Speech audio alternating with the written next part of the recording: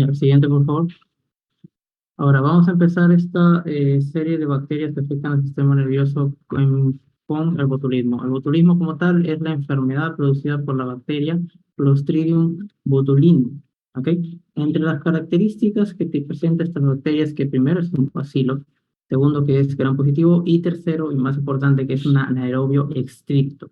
¿Sí? Esta enfermedad se produce por una toxina que libera esta misma bacteria, conocida como la toxina botulínica. Ahora, esta toxina es como tal una metaloproteinasa que actúa en las uniones neuromusculares, bloqueando la liberación de acetilcolina y produciendo lo conocido como parálisis plásica. Ahora, siguiente. Ahora, el método de contagio como tal es, primero, lo primordial por alimentos, los que tenemos en pantalla, los vegetales, los hongos, los pescados o los enlatados. Entonces, Entonces, ¿qué pasa aquí? Pasa que la ingestión o el contacto de la propia toxina de esta bacteria o incluso las esporas que también esta llega a producir, la característica de esto es que no altera lo que es el color, el sabor y el olor del alimento. Es por eso que es bastante sencillo infectarse con esta bacteria al momento de consumir este tipo de alimentos, especialmente lo que son enlatados y, bueno, vencidos como tal. Siguiente.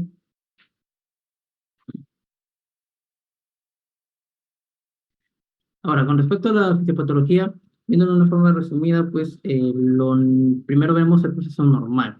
Ahí tenemos que lo normal, que la neurona, en la primera gráfica que pueden observar, la neurona se tiene que despolarizar y en la misma vesícula sináptica se van a unir con la membrana plasmática de esta misma neurona y libera lo que es el neurotransmisor, es decir, la acetilcolina. Ahora, este proceso es mediado, si es que observan ahí, mediante un complejo de proteínas llamados SNEL. Entonces, este es el proceso normal que tiene que ocurrir para que se dé la contracción muscular. Ahora, cuando está un paciente infectado con esta toxina, lo que vamos a tener es que esta toxina como tal, lo que va a hacer es que va a entrar en la terminal presináptica y va a destruir las distintas proteínas que forman este complejo que les he mencionado, el complejo de SNEL.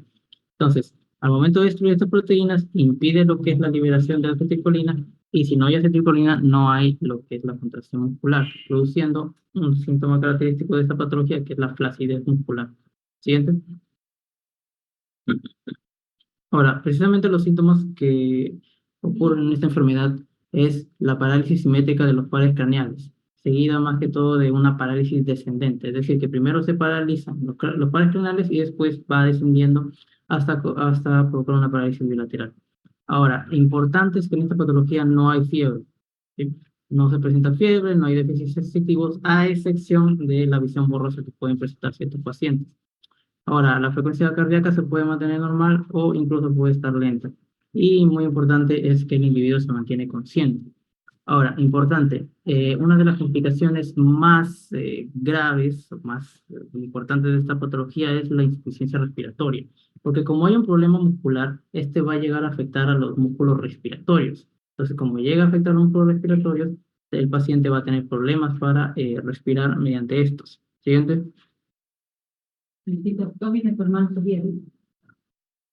Entre los tipos que tenemos tres tipos de botulismo: el botulismo alimentario, el botulismo del lactante y el botulismo en las heridas.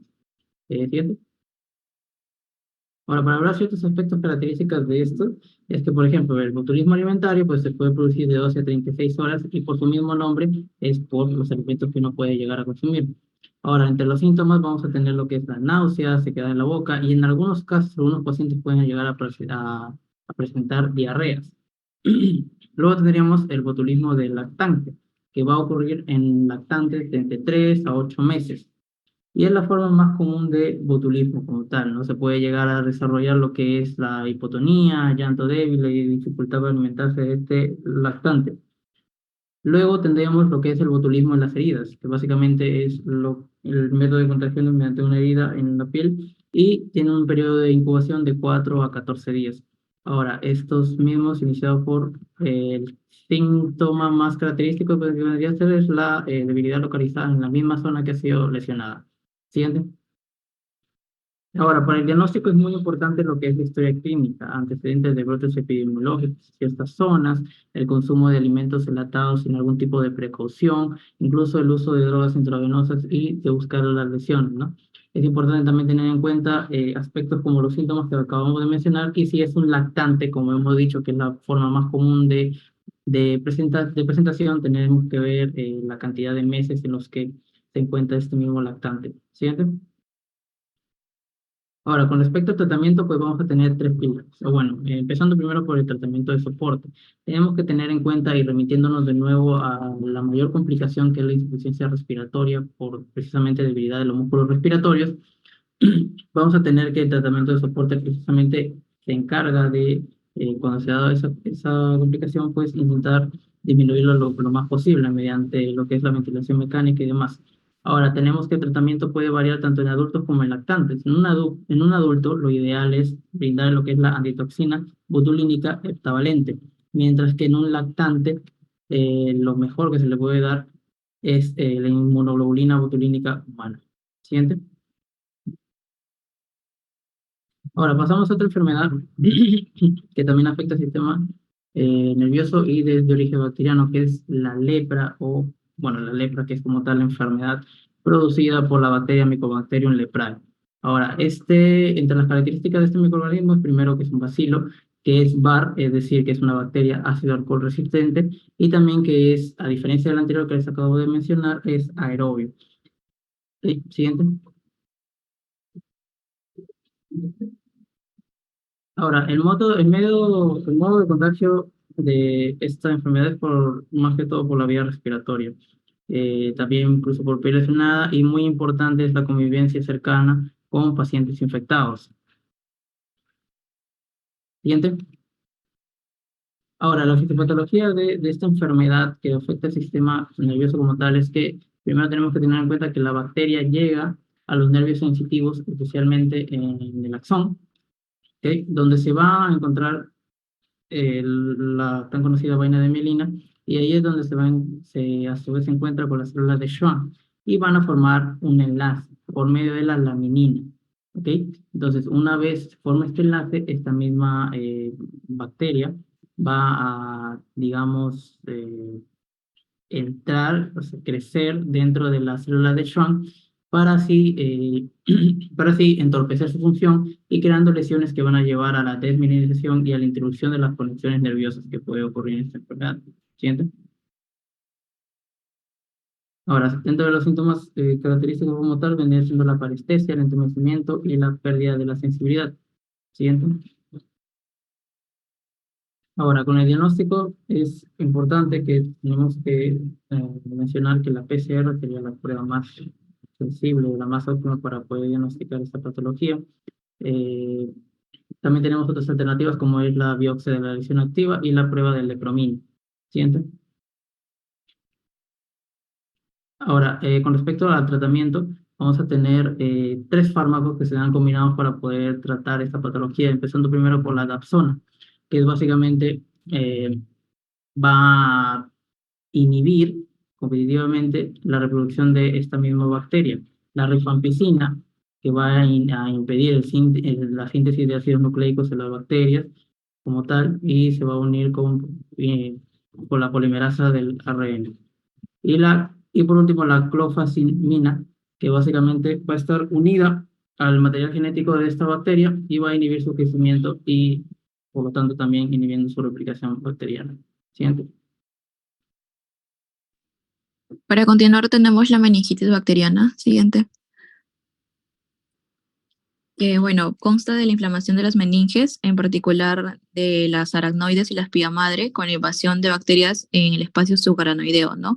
Lo que va a pasar es que los patógenos van a aprovechar las características específicas de lo que vendría a ser el sistema inmunológico en el sistema nervioso central, lo cual va a producir que se repliquen y esto va a inducir a una inflamación, ¿no? En la figura se puede apreciar en la imagen A un cerebro humano extirpado durante una autopsia y en un cerebro B se puede observar el cerebro de un paciente que falleció por meningitis bacteriana, ¿no? Se puede observar la pus debajo de la dura madre siendo retraído por las pinzas, ¿no? Y los focos hemorrágicos rojos en las meninges. Siguiente. En su fisiopatología, en primer lugar, las bacterias patógenas, en este caso como el Streptococcus pneumoniae, la Neisseria o el Haemophilus influenzae, va a ingresar al torrente sanguíneo a través de vías directas, ¿no? Como infecciones en el oído o los senos paranasales.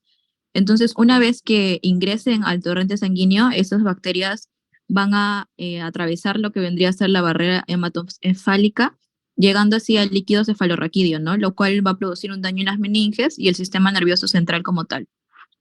Una vez que el líquido cefalorraquídeo, una vez que ya están en el líquido cefalorraquídeo, lo que va a pasar con las bacterias es que van a liberar componentes celulares y productos tóxicos, ¿no? Como serían los lipopolisacáridos y las toxinas, lo que va a inducir que una respuesta inmunitaria en el cuerpo, ¿no? Esto va a desencadenar a su vez eventos inflamatorios que va a incluir la activación de células inmunitarias, ¿no? Como es el caso de los macrófagos y los neutrófilos, y también van a activar la liberación de las citocinas proinflamatorias, ¿no? Alterando lo que vendría a ser la permeabilidad vascular, y esto va a resultar en una inflamación, ¿no? En un daño en que lo que podría ser las meninges, que puede extenderse hasta el cerebro, incluso médula espinal, lo que puede provocar complicaciones como vendría a ser el edema cerebral, el aumento de la presión intracraneal y compromiso de la circulación sanguínea. Siguiente. Bueno, en las vías de entradas tenemos la hematógena, que es a partir de un foco de infección que va distante, por el cual se va a producir la bacteremia y posteriormente va a penetrar a lo que vendría a ser el líquido cefalorraquídeo, ¿no? Émbolos o trombos. Luego tenemos la vía de entrada directa, que es posterior a una intervención quirúrgica o a un traumatismo craneoencefálico, y la de contigüidad, que es por extensión de estructuras craneales como los oídos o senos paranasales, como mencioné, focos osteomielíticos en el cráneo o fístulas congénitas. Siguiente. También es importante destacar que no todas las personas que van a ser expuestas a las bacterias van a coger las meningitis, ¿no? O van a desarrollar como tal la enfermedad. La susceptibilidad en este caso de esta infección va a depender de factores como lo que sería el estado inmunológico del paciente, ¿no? La edad y también la salud general del individuo. En los agentes causales tenemos el Streptococcus pneumoniae con un mayor porcentaje, que se encuentra mayormente en los pacientes adultos con un 47%. Es una de las principales causas de la meningitis bacteriana en adultos y en niños mayores, ¿no? Luego tenemos la Neisseria meningitidis o el meningococo, también conocida, que es una causa importante de lo que sería la meningitis bacteriana epidémica, ¿no? Especialmente se menciona que se encuentra en entornos de hacinamiento, ¿no? Como de dormitorios universitarios o cuartos militares. Luego tenemos los estreptococos del grupo B, que se da mayormente en neonatos. Tenemos el Haemophilus influenzae tipo B, que antes de la introducción de la vacuna contra esta influenza, esta bacteria era una causa principal de meningitis bacteriana, se menciona en niños pequeños. Y también tenemos la Listeria monocytogenes, que es menos común, pero esta bacteria puede causar también meningitis, ¿no? Bacteriana en recién nacidos, en ancianos y personas que van a tener el sistema inmunológico comprometido.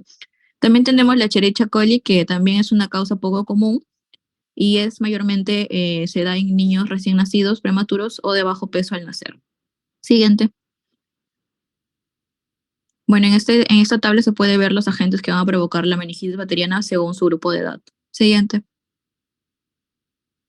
En el cuadro clínico tenemos que pueda agruparse en 4 síndromes, donde vamos a entender el síndrome infeccioso, que es presentado por la fiebre, la hipotermia en algunos casos se menciona, anorexia y lo que sería el ataque al estado general del paciente, ¿no? También de hipertensión endocraniana, que vendrían a ser los vómitos, la cefalea, la irritabilidad, alteraciones en el estado de alerta que va a presentar el paciente, ¿no? De irritación meningia, que vamos a tener los signos clásicos, se podría decir de esa manera, donde vamos a encontrar la rigidez de nuca, los signos de Kerning y de Brusinski, y de daño neuronal, que vendría a ser el estado de alteración de la conciencia, ¿no? Crisis convulsivas y en algunos pacientes por datos de focalización. Siguiente. Bueno, se menciona en el cuadro clínico la triada clásica, ¿no? Que vendría a ser la fiebre, la rigidez de nuca y la alteración del estado mental, ¿no? Los signos meningios son un reflejo, ¿no? Protector para evitar el estiramiento de las raíces nerviosas inflamadas e hipersensibles. La rigidez de nuca, también conocida también como la rigidez de cuello, es clásico, ¿no? En la meningitis bacteriana, que consiste en que el paciente va a tener dificultad para flexionar el cuello hacia adelante debido a la irritación de las meninges. el signo de Kerning, que se produce cuando el paciente se levanta la pierna extendida del paciente en posición supina y se intenta flexionar la rodilla en ángulo recto, ¿no? La presencia de rigidez en la articulación de la rodilla y la resistencia al movimiento puede indicar que hay una irritación meningia, ¿no? Y el signo de Brusinski, que se va a producir cuando el paciente se flexiona pasivamente el cuello del paciente hacia adelante mientras él está acostado en posición supina, ¿no? Y si este movimiento desencadena una flexión involuntaria de las piernas, puede ser también un indicativo de una irritación meningia. Siguiente. Para el diagnóstico tenemos la anamnesis, el cuadro clínico, biometría hemática, la leucocitosis con neutrofilia, química sanguínea. Se menciona que el gold estándar en este caso para meningitis es la punción lumbar. También tenemos otras pruebas como el frotis con tinción de Gram para determinar el tipo de tratamiento, ¿no? Qué tipo de bacteria, hemocultivos y tomografía computarizada. Siguiente. En la posición lumbar, como mencioné, que es el gold estándar, también conocida es como la obtención de lo que vendría a ser el líquido cefalorraquídeo, se considera la prueba de oro, ¿no? Para el diagnóstico de esta enfermedad y la presencia de líquido esencial para confirmar el diagnóstico de meningitis bacteriana y determinar el agente causal, ¿no? Siguiente. Luego tenemos la tinción de Gram, cocos positivos cuando se sospecha de neumococo o Staphylococcus agalactiae, los cocos Gram negativos cuando se sospecha de meningococo o bacilos Gram negativos como el Escherichia coli o estafilococo, ¿no? Se dice que es positivo en el 75-90% de los casos sin antibioterapia previa y el cultivo del líquido cefalorraquídeo, ¿no? Que es el diagnóstico definitivo. Siguiente. Ya, bueno, para el tratamiento se menciona las primeras medidas terapéuticas que van a tener como finalidad tres puntos, ¿no? Que es mantener la presión arterial, tratar el choque séptico y elegir un antibiótico bactericida, ¿no? Para el microorganismo establecido o que está sospechando. Lo que va a implicar la hospitalización para administrar lo que sería antibióticos intravenosos y proporcionar atención de apoyo, ¿no? En los antibióticos tenemos el tratamiento inicial, genera sería lo de amplio espectro, que vendría a ser los más comúnmente usados, el ceftriaxona o cefotacima o meropenem en adultos y niños, y cefotacima y ceftriaxona en recién nacidos y niños pequeños. Siguiente. También se mencionan los corticosteroides en casos de Haemophilus influenzae, desametasona, disminuye también hipoacusia y otras secuelas neurológicas, ¿no? Y disminuye la fiebre a menos de 4 días. También se menciona un tratamiento de soporte que los pacientes con esta enfermedad pueden requerir tratamiento para controlar los síntomas y prevenir complicaciones, ¿no? También se menciona el monitoreo, que durante el tratamiento se debe realizar un estrecho monitoreo del paciente, incluyendo la evaluación de signos vitales, la función neurológica y los niveles de conciencia, ¿no? Y la prevención también, ¿no? En algunos casos, cuando se identifica un caso de esta enfermedad causada por Neisseria meningitidis o de meningococos, se puede administrar antibióticos profilácticos a contactos que van a estar cercanos, ¿no? Para que así se evite la propagación. En la tabla se puede observar en la edad del paciente y el tratamiento antimicrobiano, ¿no? Es el tratamiento empírico de la meningitis bacteriana. Siguiente. En esa tabla también se puede visualizar la dosis de antimicrobianos recomendada para la meningitis bacteriana en adultos con función renal y hepática normales. Siguiente. Ahí también se pueden ver el tratamiento, la terapéutica estándar y terapias alternativas, ¿no? Según el microorganismo que se encuentre presente en esta enfermedad, ¿no? Siguiente. Siguiente. Ahí. En la prevención tenemos las vacunas, como la que sería el neumococo, el meningococo y el Haemophilus influenzae. Siguiente. Luego también tenemos la meningitis bacteriana neonatal, que básicamente pues es lo mismo, ¿no? Siguiente. Los agentes causales en este caso son el Streptococcus pneumoniae también en el 47%, Listeria monocitógenas y Escherichia coli, ¿no? Y la transmisión en este caso es por rotura de membranas prolongadas. Se menciona que si hay una rotura prolongada, antes del parto va a aumentar el riesgo de que las bacterias presentes en la vagina de la madre entren en contacto con el feto a través del líquido amniótico, ¿no? Puede ocurrir en el periodo del intraparto como antes del inicio del trabajo de parto. Y también se menciona por contacto postnatal que ya una vez que el bebé nace puede estar expuesto a bacterias que causan meningitis bacteriana neonatal a través del contacto con el personal médico, familiares u otras fuentes ambientales contaminadas, ¿no?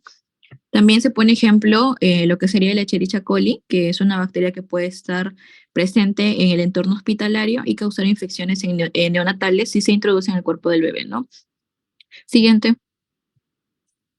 En el cuadro clínico también es similar al que mencioné que se presenta, ¿no? Haber fiebre, hipotermia, irritabilidad, vómitos, inapetencia, alteración de la conciencia, convulsión. En este caso, en los neonatos se va a ver la fontanela bombada, exantema petequial y a partir de los 8 o 10 meses hay posibilidad de que ya aparezcan los signos meningios, ¿no? Es importante tener en cuenta que va a ser más frecuente en varones que en mujeres con una relación de 3:1. También es importante considerar los antecedentes de anormalidades obstétricas durante el tercer trimestre en el caso de las gestantes y el factor de mayor importancia en la patogenia de esta enfermedad es la infección materna, ¿no? Casi siempre se da por infecciones de las vías urinarias o fiebre puerperal. Siguiente.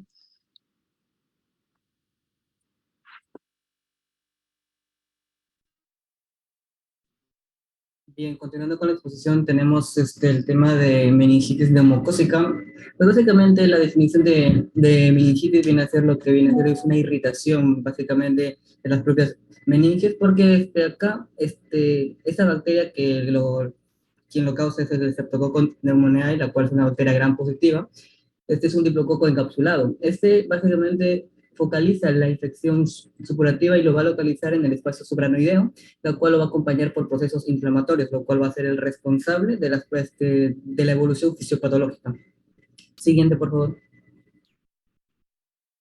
Dentro de la fisiopatología, pues todo inicia en las vías respiratorias superiores, en donde nos encontramos en las nasofaringes. Luego de eso, a través del epitelio respiratorio, se transmite a sangre a través de vacuolas. Básicamente acá viene lo que es la multiplicación de los microorganismos y va a haber posteriormente su lisis, pero al tener una lisis bacteriana, pues en su pared celular esto tiene componentes como unas endotoxinas, el ácido teicoico, y estos a través de la vía hemática se van a los peces coroideos donde se van a alojar y van a producir una inflamación, tanto por la parte de la lisis bacteriana como también producto de nuestras defensas. Una vez que está ya en los peces coroideos, pues lo que va a hacer es obstruir lo que es a través de un líquido supurativo, la cual nos va a alterar la permeabilidad de la barrera hematoencefálica.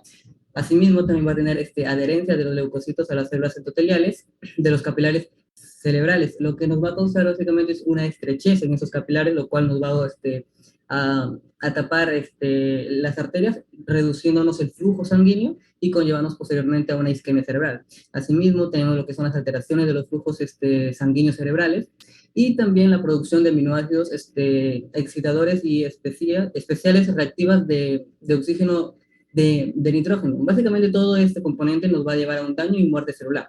Asimismo, las demás causas nos van a conllevar a 3 tipos de edema. Un edema basógeno, un edema intersticial y un edema citotóxico, que es producido básicamente por las endotoxinas.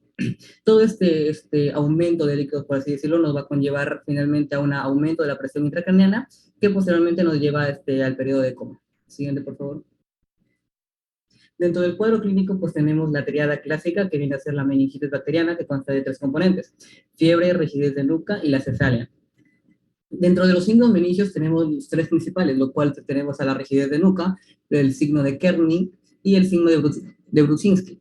La rigidez de nuca básicamente trata de la elevación de la cabeza y del tronco en un mismo bloque, a comparación del Kerning, que básicamente acá vamos a elevar los miembros inferiores y al momento de elevarlo pues va a haber una flexión de rodilla de una manera refleja.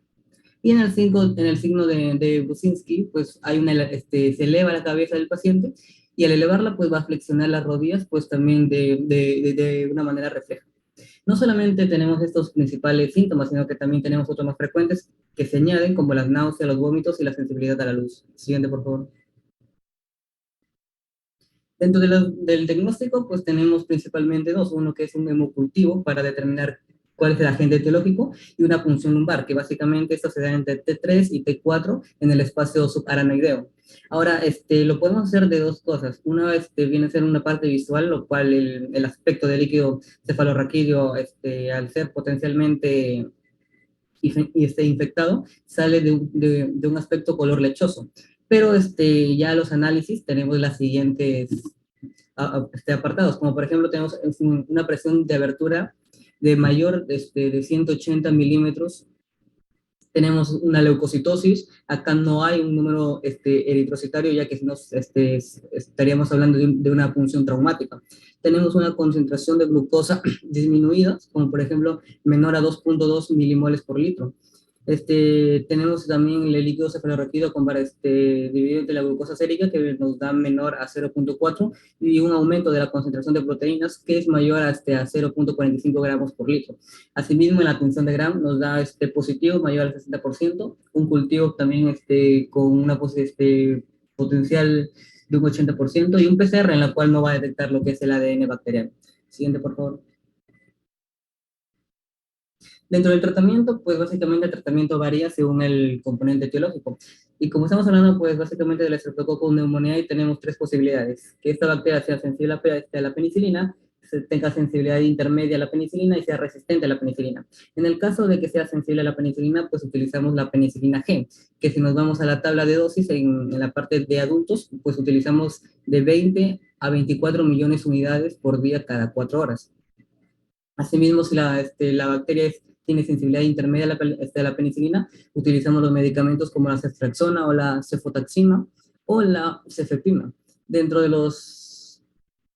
gramaje, tenemos que la ceftriaxona en adultos sería de 4 gramos por día cada 12 horas. De la cefotaxima tenemos de 12 gramos por día cada 4 horas. Y del cefepima tenemos de 6 gramos por día cada 8 horas. Asimismo, si este componente etiológico es resistente a la penicilina, utilizamos la ceftriaxona, cualquiera de ellos, ceftriaxona, cefotaxima o cefepima, más acompañado de la vancomicina, la cual en sus dosis para adultos sería de 45 a 60 miligramos kilogramos por día cada 6 a 12 horas. Y cabe recalcar que el tratamiento de la meningitis neumocócica, pues básicamente es un aproximado de 12 semanas. Siguiente, por favor. Bueno, con respecto al tétanos, esta enfermedad es provocada por el Clostridium tetani, siendo este un bacilio anaerobio gram positivo y móvil. El tétanos, o bueno, el Clostridium tetani se encuentra en el ambiente e ingresa al organismo mediante esporas. Este organismo debe estar previamente expuesto mediante abrasiones cutáneas. Pueden ser rasguños, quemaduras, cualquier herida que afecte la superficie de la piel. Respecto a su fisiopatología, bueno, el Clostridium tetani presenta un periodo de incubación de 3 a 21 días. Aproximadamente, o en la mayoría de casos, se da en 8 días.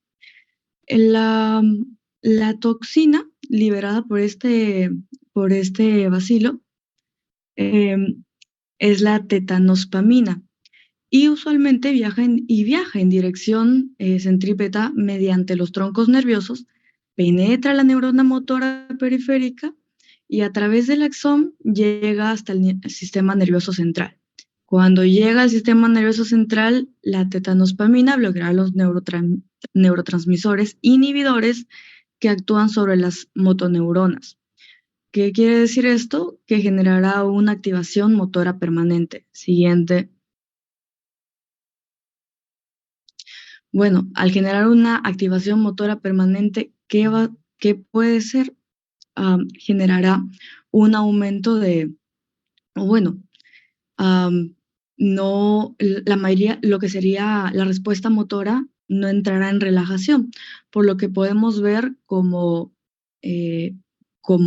cuadro clínico el trismus, que es la dificultad para abrir la boca completamente, ya que pues se encuentran activados estos músculos. Risa sardónica, fruncimiento de cejas, los ojos semicerrados, el surco nasolabial marcado, rigidez de nuca, también rigidez en extremidades y rigidez en tronco y abdomen. Estos tres principales síntomas o signos, bueno, son característicos del tétanos. También se pueden encontrar, y también, ¿no? Serían espasmos, convulsiones, fiebre, diaforesis, taquicardia e hiperactividad simpática. Y bueno, con respecto también al cuadro clínico, su gravedad dependerá del periodo de la incubación, del periodo de invasión y de la presencia de fiebre mayor a 40 grados. El periodo de incubación acá, mientras menor sea el tiempo de este periodo, mayor puede ser la gravedad de la enfermedad. Y mayor, ¿cómo se llama? Y con respecto al periodo de invasión, tiene mayor valor pronóstico, por lo que si este también es menor, tendrá mucha más gravedad. Siguiente. Siguiente. Ahí está. Con respecto al tratamiento, bueno, con respecto al diagnóstico, primero, ¿no? Se solicitará una muestra de análisis de líquido cefalorraquídeo y un cultivo de sangre también. Con respecto al tratamiento, se buscan cuatro enfoques, ¿no? Neutralizar la propagación de tetanospamina, suprimir el foco de origen de la tetanospamina, que puede ser pues limpiando de la zona infectada, la herida, suprimir los espasmos musculares, administrando relajantes musculares, ¿no? Puede ser diazepam o midazolam. Y también utilizar medidas de sostén. ¿Qué quiere decir con medidas de sostén? Bueno, también como hay un componente motor acá afectado, necesitará el paciente, requerirá intubación endotraqueal y también ventilación asistida. Para la prevención, lo más común no sería la vacunación, y existen diferentes presentaciones de esta vacuna, ya sea la DTP, difteria, perfusis y tétanos, la DT, que sería difteria y tétanos, o también la vacuna combinada de la DTPA, que es solamente y exclusivo para gestantes. Además de pues, la esterilización del instrumental médico, que se daría a 121 grados Celsius durante 20 minutos. Siguiente.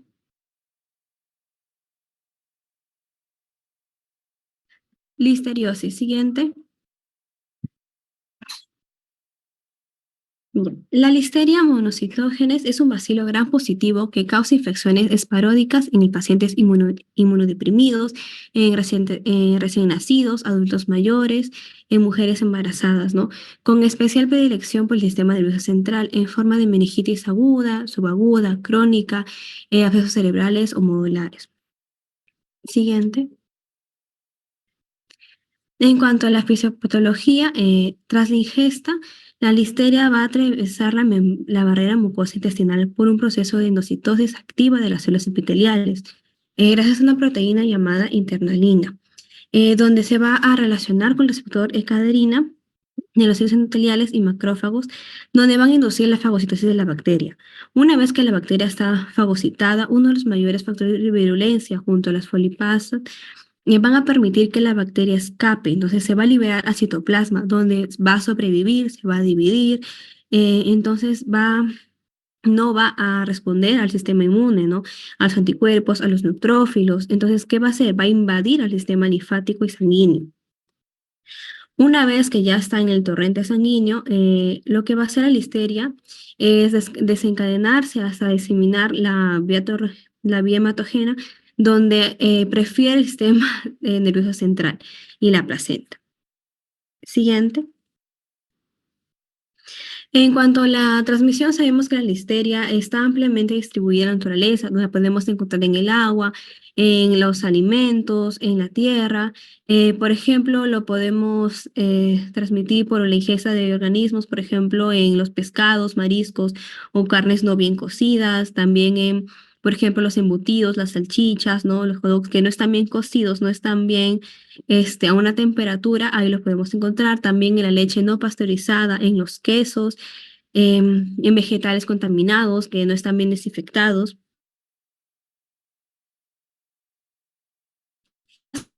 Es frecuente los casos de alimentación. Transmitir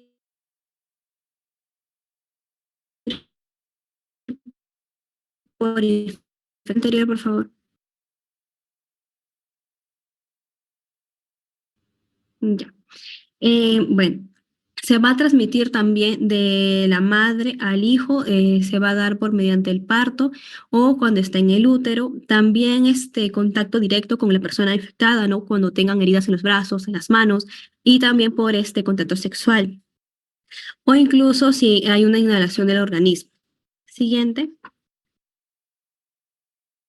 En cuanto a los síntomas, la listeria va a causar fiebre, va a causar diarrea, va a causar este malestar de cuerpo, va a causar náuseas, dolor de cabeza, en general, ¿no? En cuanto a los recién nacidos, ya a los bebés le va a dar poco apetito, le va a dar dificultad para respirar, vómitos, sarpullido, van a estar con malestar, van a estar irritables, van a estar llorando con fiebre.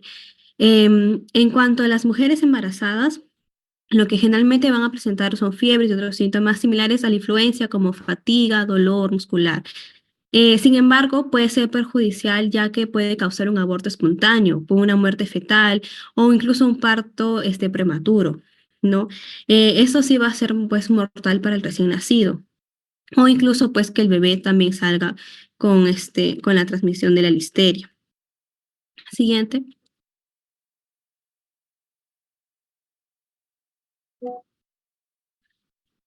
Ya. Para el tratamiento, lo que se considera como mejor opción es la penicilina o la ampicilina. O estos pueden ser asociados incluso con la gentamicina. Eh, para la meningitis por listeria, se va a dar una dosis de 2 gramos intravenosa cada 4 horas. Y si se agrega la gentamicina, va a ser un miligramo por kilo intravenosa por cada 8 horas. En este caso,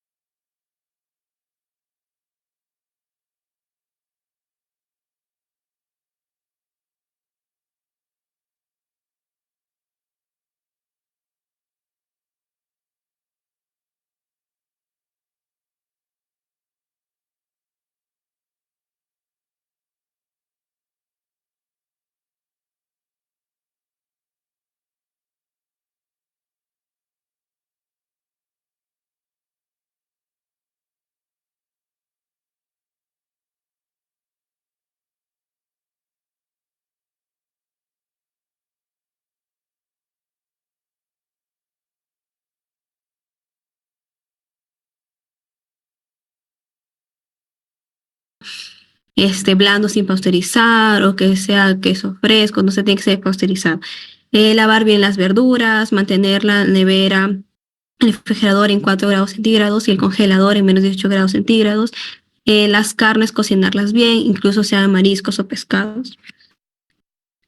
Siguiente. Esas serían las referencias y sería todo. Gracias.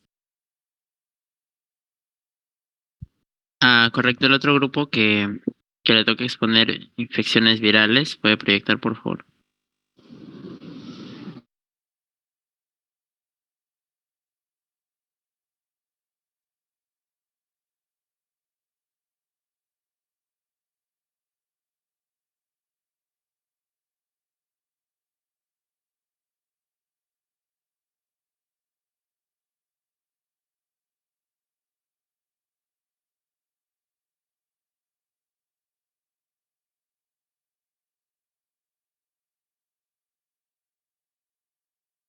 Ahora compartimos un momento.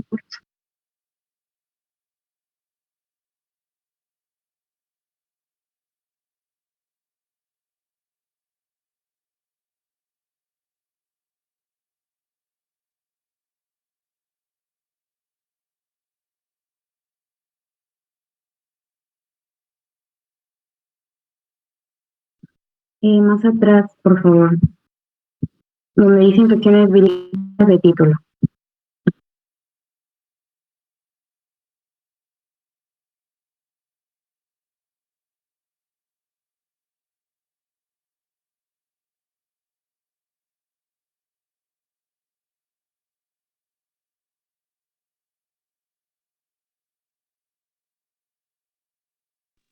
No se escucha nada.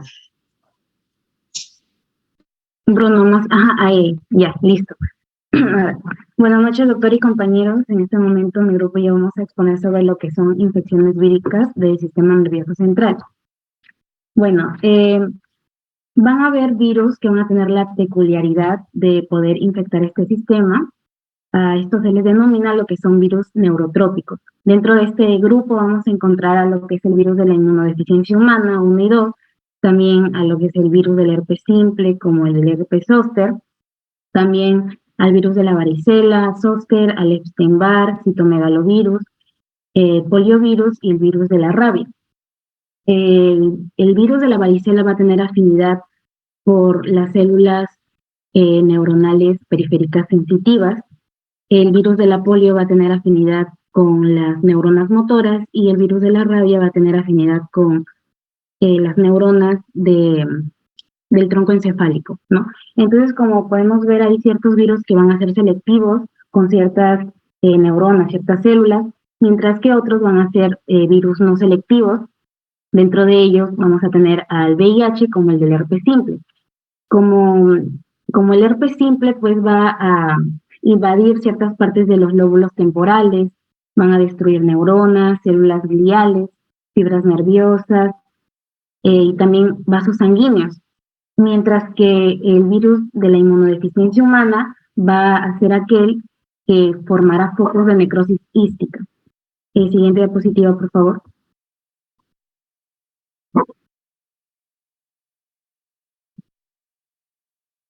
Ya. Ahora las vías de infección, ¿no? Es decir, de que los virus van a tener un recorrido para poder llegar hasta el sistema nervioso central. Tenemos a las vías respiratorias, donde vamos a encontrar el virus de la varicela, de la parotiditis y del sarampión. También la vía bucal intestinal, donde va a estar el virus de la polio, como también otros enterovirus. Tenemos a la vía mucosa de los genitales o por la boca, donde está el virus del herpes simple. También por inoculación, es decir, por mordeduras de algún animal o picaduras de algún mosquito. También la vía materno-fetal, es decir, de que el feto pues se va a infectar a través de la placenta por el virus de la rubiola, citomegalovirus o el VIH. Acá hay un punto importante, ya que las neuronas encefalofetales van a estar en proceso de diferenciación, por lo tanto estas son las más vulnerables a que sean infectadas y puede generar lo que son malformaciones como lo que es hidrocefalia. También tenemos a la vía del trayecto de los nervios periféricos. Acá va a haber un sistema muy importante como el sistema de transporte axoplásmico retrógrado, como dice su propio nombre, retroceder, es decir, de que este movimiento va desde el extremo distal de lo que es el axón hacia lo que es el soma neuronal. Y esto va a favorecer el movimiento centrípeto del virus para que pueda movilizarse e infectar este sistema. Y bueno, la vía hematógena, ¿no?, que también es una de las vías más importantes. Ahora, un dato es de que tenemos al virus del herpes simple, de que este se extiende hasta el sistema nervioso central, afectando a ciertas neuronas olfatorias de la mucosa nasal. Estas neuronas van a tener unas proyecciones centrales, las cuales se van a ramificar por medio de sus axones, penetrando lo que es la lámina cribosa del etmoides hasta llegar a hacer sinapsis con el bulbo olfatorio. Entonces, de esa manera, o por esta vía, pues, va a llegar a infectar el sistema nervioso. Siguiente diapositiva.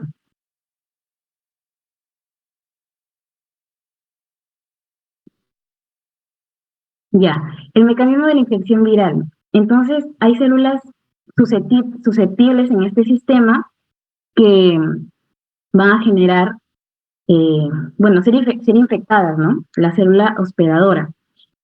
Van a tener ciertas características, cierta morfología, como sitios específicos para receptores específicos, ¿no? Y es ahí donde los virus se aprovechan y se fijan en esos sitios, penetrando la célula, replicándose dentro de ella, traduciendo y transcribiendo proteínas virales, ¿no? Entonces, si es que las células meningias son las susceptibles, pues los que tienen afinidad vendrían a ser los enterovirus. Si es que las neuronas del encéfalo y de la médula espinal son susceptibles, pues van a generar lo que es encefalitis, que también posteriormente se hablará de ello, y poliomielitis. Siguiente diapositiva. Ya. Ahora sí, ya hablando de lo que son definiciones, pues tenemos a la meningitis aséptica aguda, que, a ver, aséptica, anteriormente se decía de esa manera porque cuando se realizaban pruebas de cultivo bacteriano, pues salían negativos, pero ahora se denomina un conjunto sintomático causado por muchos microorganismos virales, aunque también van a intervenir ciertas bacterias, como el del micoplasma, de la fiebre Q, entre otras. Los cambios patológicos que encontramos pues se van a limitar a las meninges, pero en ciertos casos se pueden ir hacia el encéfalo, ¿no?, de manera leve.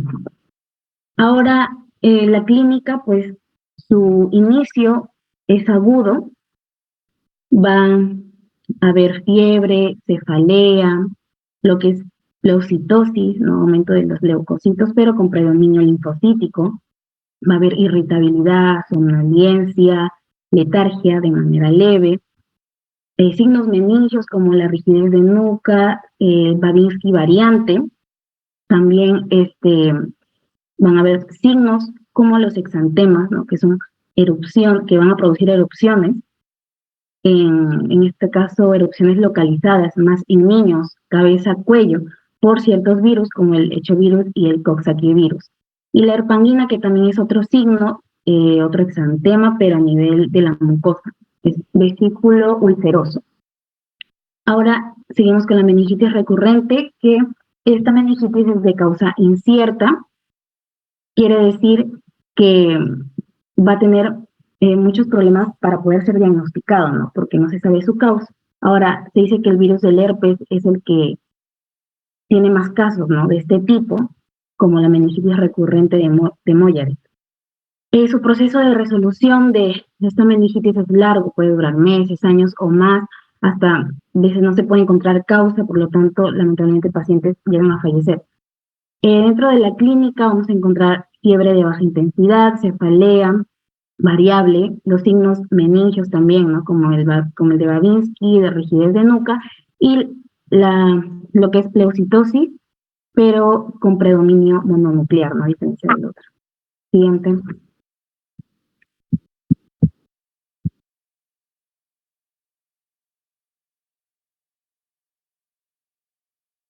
Ahora, con respecto a la fisiopatología de la meningitis viral, vamos a tener de que, como la compañera anterior había mencionado, de que la forma de infección de este virus es mediante varias, en este caso, vías. Acá vamos a tener, por ejemplo, de que van a tener diferentes propagaciones. Puede ser fecal oral o puede ser respiratoria, es decir, mediante el contacto, en este caso directo, de una persona que esté infectada, llega a dar estímulos, en este caso, por ejemplo, de los estornudos o de la tos, y entonces esas partículas de virus que la persona infectada ha botado se van hacia la persona sana. Entonces, este virus, en este caso, va a colonizar las vías respiratorias, conllevando a que, en este caso, el virus recorra y siga otras vías, en este caso, ¿no?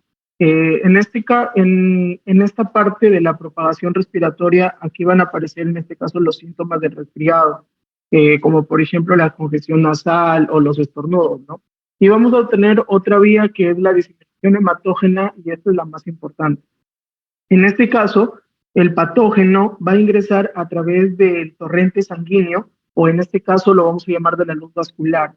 Esta luz vascular, en este caso, al momento de que el patógeno entra hacia la sangre, va a generar un estado de viremia. Este estado va a tener una acción directa sobre el endotelio de la barrera hematoencefálica, generando que de una u otra forma estos virus que han entrado por el torrente sanguíneo pasen esa barrera hematoencefálica dañada, generando de que estos virus vayan hacia el espacio subaranoideo.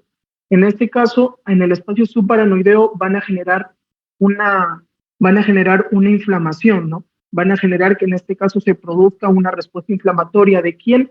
De las leptomeninges. ¿Por qué? Porque en este caso las meningitis es la inflamación de las leptomeninges. Como nosotros sabemos, las meninges van a ser 3 capas de tejido conectivo. Va a estar la dura madre, la aracnoides y la pía madre. Pero ¿quiénes conforman las leptomeninges? Van a ser solo la aracnoides y la pía madre. Y entre estos dos va a estar el espacio subaranoideo. Y acá es donde se van a instalar los patógenos, que en este caso son los virus, y van a generar una respuesta inflamatoria, activando en este caso células del sistema inmune, como por ejemplo los linfocitos, los neutrófilos, los macrófagos. ¿Para qué? Para que en este caso se pueda identificar el patógeno y combatir la infección, ¿no? Al darse la activación del sistema inmune, esta activación va a generar de una u otra forma la liberación de citocinas.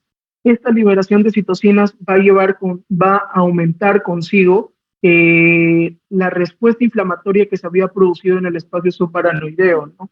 Generando de que esta misma se amplifique y genere la meningitis. Siguiente diapositiva. Ya, ahora, dentro de los diagnósticos de la meningitis aséptica, pues primero debemos saber los antecedentes del paciente, ya que debemos investigar si es que ha tenido alguna vacuna, alguna enfermedad infecciosa, si ha habido algún brote dentro de la familia, picadura, alguna mordedura o contacto con animal. Los microorganismos virales no se van a poder identificar mediante lo que es frotis sanguíneo ni medios de cultivo, por lo tanto, pues eso no vamos a realizar, pero sí lo que es el PCR, ¿no? La reacción en cadena de polimerasa. Se dice que comúnmente es normal el contenido de glucosa del líquido cefalorraquídeo, pero en pocas ocasiones se ha encontrado una disminución leve de la glucosa. Ahora, también se pueden realizar estudios de función hepática porque se relacionan, ya que se dice de que hay muchos individuos por infección de Epstein-Barr donde estos estudios salen anormales. Las pruebas serológicas que se realizan son la ELISA, la prueba de inmunosorbencia ligada a enzimas, ya que esta prueba tiene mayor precisión durante la evolución de la infección. Y la prueba más sensible vendría a ser la PCR, ¿no? Porque esta se puede realizar en la etapa de la replicación del virus.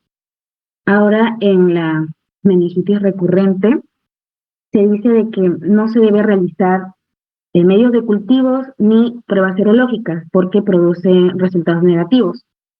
Ahora, se dice que se debe repetir varias veces la punción lumbar para poder para poder obtener lo que es el líquido cefalorraquídeo para todos los procedimientos que se van a hacer, como los marcadores que detecten poblaciones uniformes, tanto de linfocitos B, T, como células tumorales.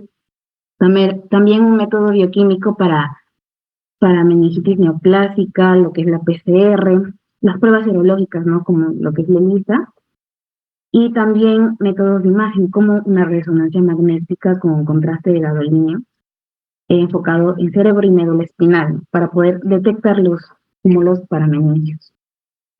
Siguiente.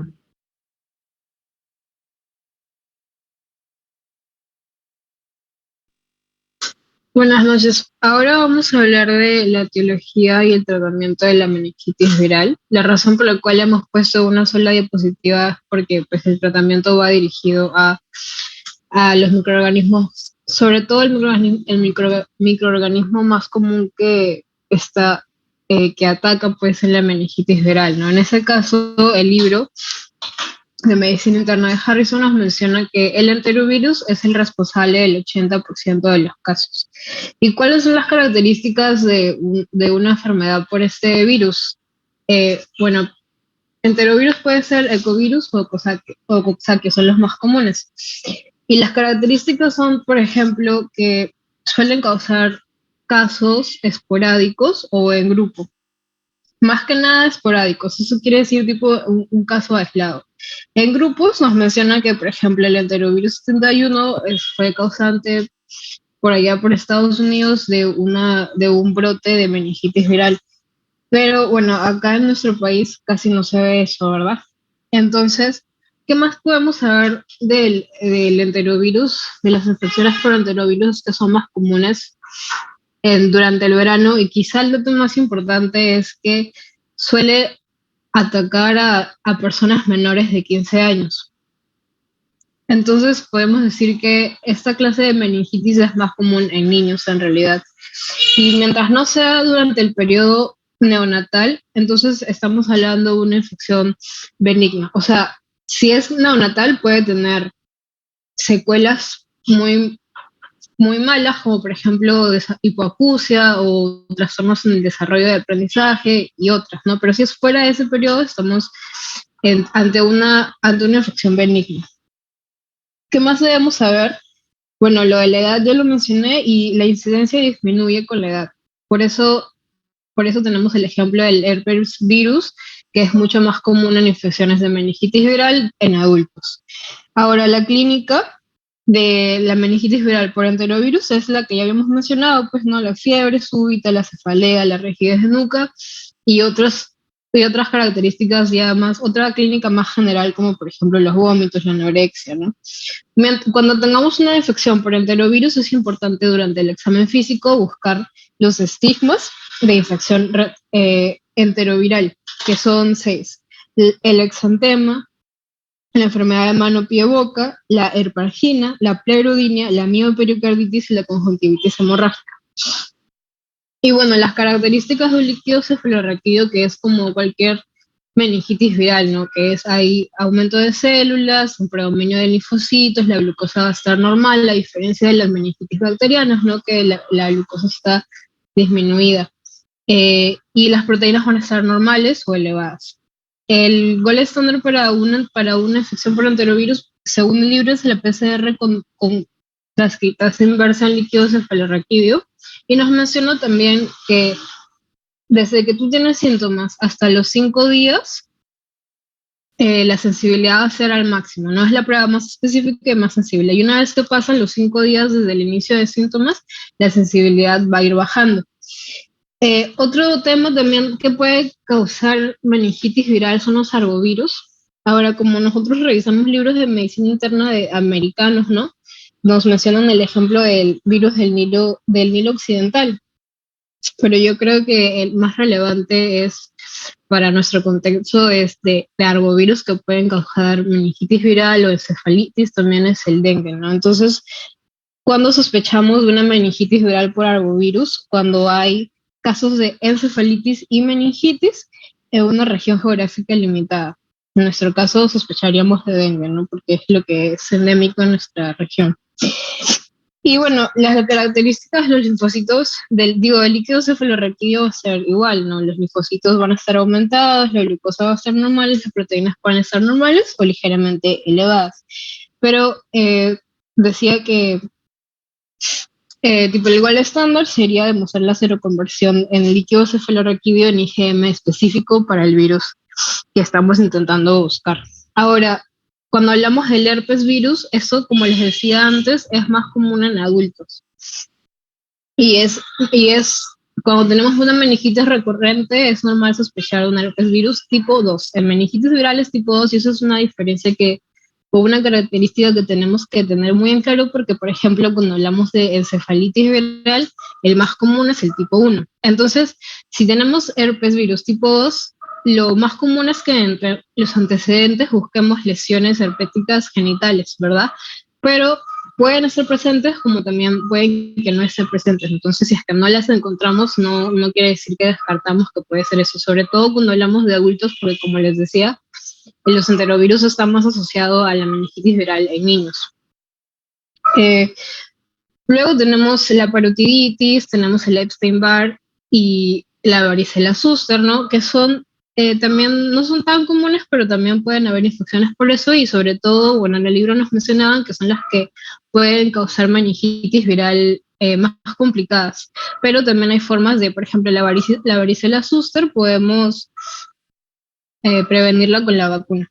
Ahora, el tratamiento, como es básicamente un tratamiento empírico y como básicamente el microorganismo más común es el enterovirus, va dirigido a eso y no es que tenga un tratamiento específico como sí podría tenerlo, por ejemplo, el herpes, ¿no? Que si tienes una persona con herpes, lo primero que piensas es en aciclovir. Pero en este caso, el enterovirus, su tratamiento es de tipo sintomático. Entonces tú empiezas con analgésicos, antipiréticos y antieméticos, ¿no? ¿Se hospitaliza el paciente con meningitis viral? En realidad no, el tratamiento suele ser ambulatorio, pero sí hay algunos signos o síntomas o señales que deberían alertarnos para nosotros hospitalizar al paciente. Por ejemplo, si tenemos un paciente inmunosuprimido, perdón, si tenemos un paciente que está teniendo sintomatología tipo focalización, si tenemos un paciente que está teniendo convulsiones o con trastorno de sensorio, en ese caso hospitalizamos. Le damos aciclovir a los pacientes cuando presentan enfermedad grave. En el libro mencionan que las enfermedades, decía, varicela zoster y Epstein-Barr pueden producir enfermedad grave y entonces deben recibir aciclovir intravenoso de 15 a 30 miligramos por kilo al día y que luego se puede continuar por vía oral por un tratamiento de 7 a 14 días, pero no es lo primero que se hace. Lo primero es tipo sintomático y eso del aciclovir que les estoy mencionando es en casos muy específicos, ¿no? Ya de complicaciones y que se sospeche de varicela zoster o de Epstein-Barr.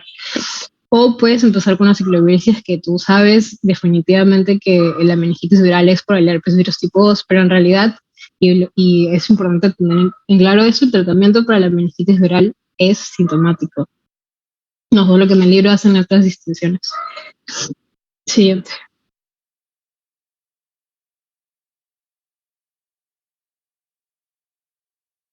Bueno, con respecto a la encefalitis vírica, hay que tener en claro dos definiciones.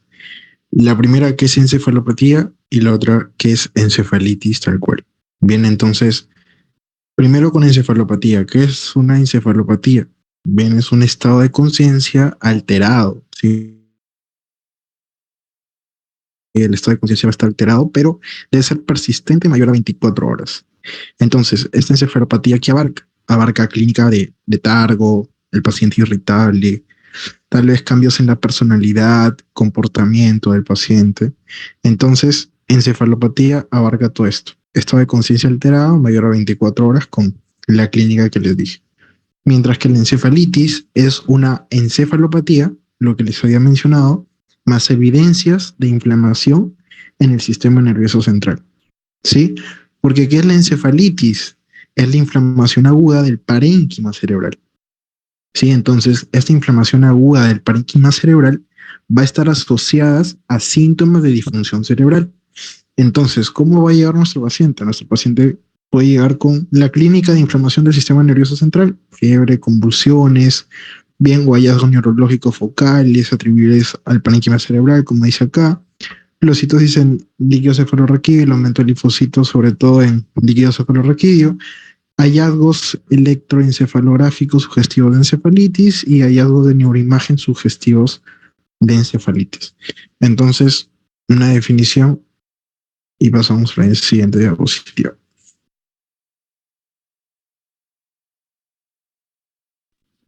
Bien, ahora continuando con la fisiopatología de la encefalitis vírica, pues como es mencionado anteriormente, todo va a iniciar con una infección, ¿no? Pues cada microorganismo va a tener una vía de entrada distinta, que ya se nos mencionó. Bueno, entonces, tenemos, por ejemplo, que la puerta de entrada más frecuente en cuanto al herpes zóster es la faringe o también la vía genital. Aquí, la ruta de acceso para que el virus logre llegar al sistema nervioso central, que es donde va a causar el daño, se puede relacionar mejor porque entra a los nervios olfatorios o también al nervio trigemino. Pues este virus tiene trofismo por los nervios. Entonces, después de la infección primaria del virus, este virus se va a quedar de forma latente dentro del ganglio sensitivo trigeminal generalmente. Y es aquí donde va a depender del sistema inmunológico del paciente. Por eso se dice que las personas con SIDA o que han sido recientemente trasplantados tienen mayor posibilidad de desarrollar cuadros más graves de encefalitis o meningitis o cualquier otra enfermedad que comprometa su sistema inmunológico. Bueno, entonces, cuando este virus vuelve a activarse, se va a comprometer de manera más frecuente la región orbitofrontal y posteriormente va a llegar hasta el lóbulo temporal. Estas reactivaciones son mucho más frecuentes cuando se propaga por la vía hematógena, pero también puede ser por la vía por los nervios. Se puede producir algunas hemorragias petequiales, también vamos a observar necrosis tisular y también hay unas incursiones de Codre tipo A que se puede observar en el microscopio. Siguiente diapositiva, por favor.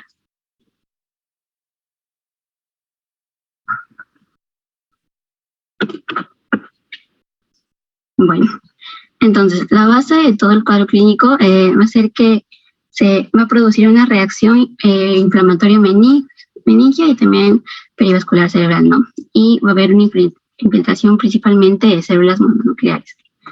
Por lo que vamos a poder apreciar cambios patológicos como procesos neuronales degenerativos, también presencia de células características con contenido de antígenos virales. También, por ejemplo, en el caso del herpes, hay dos cepas, principalmente el virus del herpes simple 1, que produce una encefalitis del tronco cerebral, y el virus del herpes simple 2, que realiza una mielitis, ¿no? ¿Y qué es mielitis? Que es la infección de la médula espinal, específicamente de la materia gris. Siguiente diapositiva.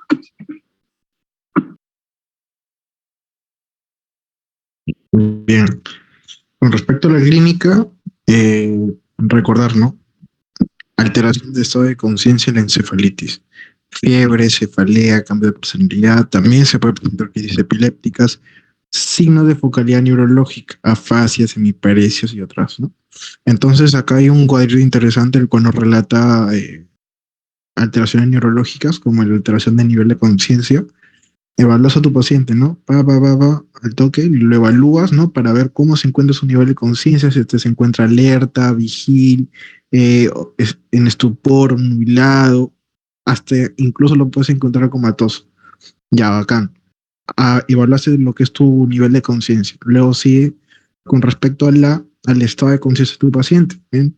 Puede estar confuso, desorientado, puede tener alguna amnesia, también buscar disfasias, evaluar si tu paciente también ha tenido alguna crisis epiléptica antes de entrar en emergencia, o si la crisis epiléptica ha sido motivo de emergencia, bien déficit de, por ejemplo, clínica neurológica focal, bien algunos desórdenes de movimiento y pues clínica de meningismo, como por ejemplo fotofobia, rigidez de nuca y cefalea. Bien, entonces también hay que recordar un poco sobre lo que es la encefalitis esporádica. Si hablamos de encefalitis, tenemos que hablar sobre la encefalitis esporádica. Bien que parte de esta encefalitis esporádica se tiene que hablar sobre lo que es el virus de el herpes simple 1, bien que es la etiología más frecuente. Y con respecto al herpes, el virus del herpes simple 2 es más frecuente sobre todo en neonatos, ¿no? En recién nacidos. ¿Y por qué? ¿Por qué ocurre esto? Porque puede haber algún antecedente de herpes genital en la madre, ¿bien? Y pues el paso del virus al canal del parto puede infectar en este caso al recién nacido. Bien, entonces recordar eso con respecto al diagnóstico, bien, se plantea que la resonancia magnética muestra alteraciones más del 90% de los pacientes. Sí, entonces aquí hay que saber diferenciar los criterios diagnósticos para la encefalitis, la fiebre, ¿verdad? La clínica neurológica focal, alteración del nivel de conciencia, estado de conciencia, ver las neuroimágenes, que también nos va a servir de apoyo. Por ejemplo, esta neuroimagen que vemos en la diapositiva, que podemos describir sobre esta neuroimagen, encontramos una hipodensidad, ¿no? Este nivel se observa acá en esta figura A, la hipodensidad, bien, progresiva en lo que es el lóbulo temporal medio izquierdo, como se observa acá. Entonces, si se dan cuenta, la hipodensidad va aumentando. Bien, va aumentando. En la segunda imagen ya se ve un poco más clara la hipodensidad, y en la tercera imagen se observa, ¿no? Ya con mucha mayor claridad lo que es la hipodensidad progresiva en este paciente con encefalitis. Entonces, también uno de los métodos diagnósticos o de gold estándar, bien para la detección o sea, para el diagnóstico etiológico de lo que es la encefalitis viral, es el líquido cefalorraquídeo, bien, mediante lo que es un PCR. ¿Por qué? Porque este examen, ¿no?, del líquido cefalorraquídeo ha reemplazado, mira, ha suplantado lo que es la biopsia cerebral que se utilizaba anteriormente como diagnóstico de elección, pero actualmente es el líquido cefalorraquídeo mediante PCR.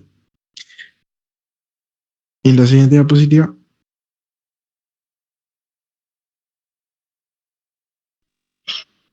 Bueno, en la encefalitis, la etiología más común, como ya lo mencionaron, es el herpes simple de tipo 1, que es el que presenta lesiones orales en la mucosa oral.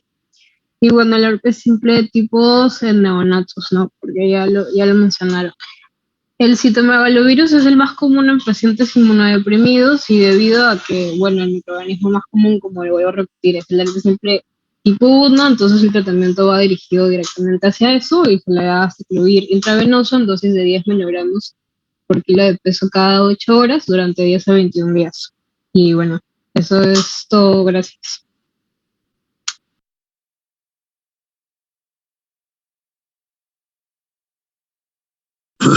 Ronald, falta absceso, ¿no? Sí, doctor, correcto, pero voy a finalizar esta reunión porque ya acabó el tiempo y ahorita envío el último link.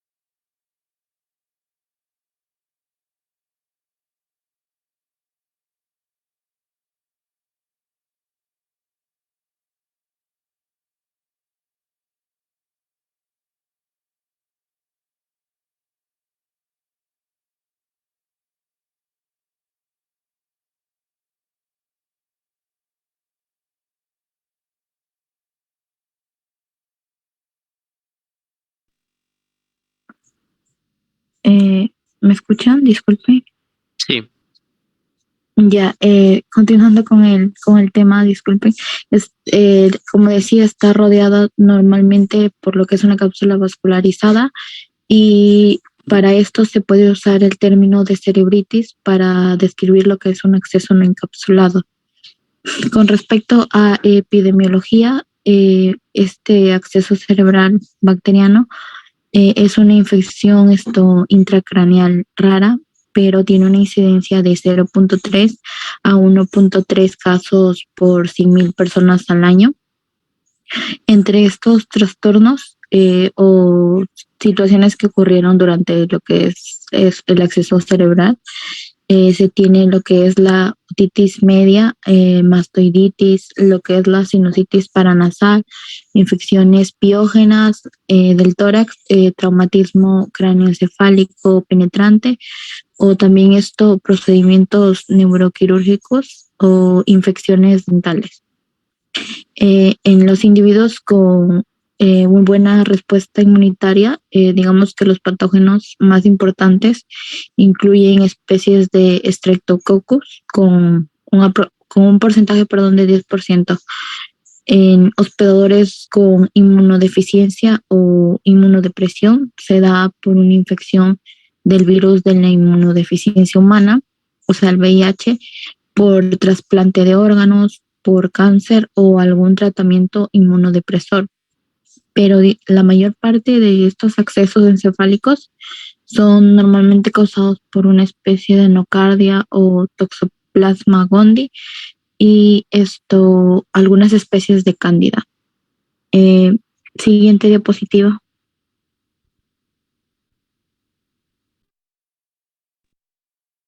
Ya, y continuando con su etiología, un absceso cerebral puede formarse por propagación directa desde un foco de infección craneal contiguo, como la sinusitis paranasal, la otitis media, la mastoiditis o infección dental. También se puede formar después de un traumatismo craneal o de una intervención neuroquirúrgica.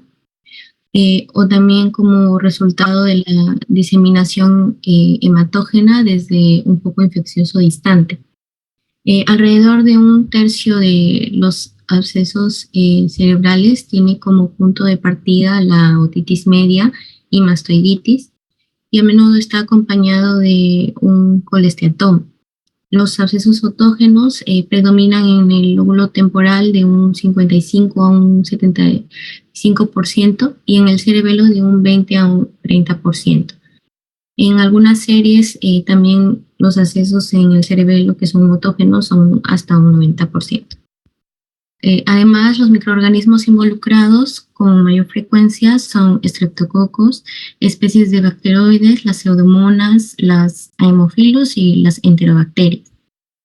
Los accesos que resultan de propagación directa de la infección desde los senos frontales, los etmoidales o esfenoidales y los debido a infecciones en piezas dentales, por lo común se localizan en los lóbulos frontales.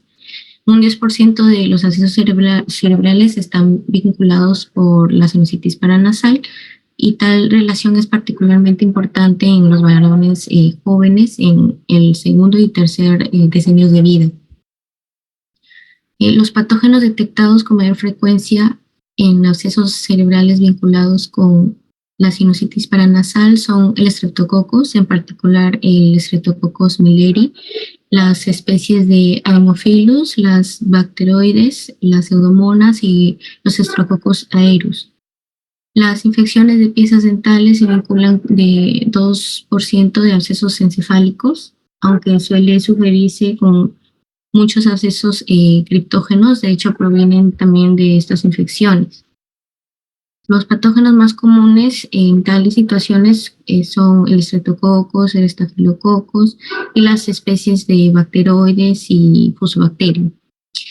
Los abscesos hematógenos explican un 25% de los abscesos cerebrales, ya que en mayor medida los abscesos hematógenos son múltiples y los abscesos múltiples a menudo también tienen un origen hematógeno. Siguiente diapositiva, por favor.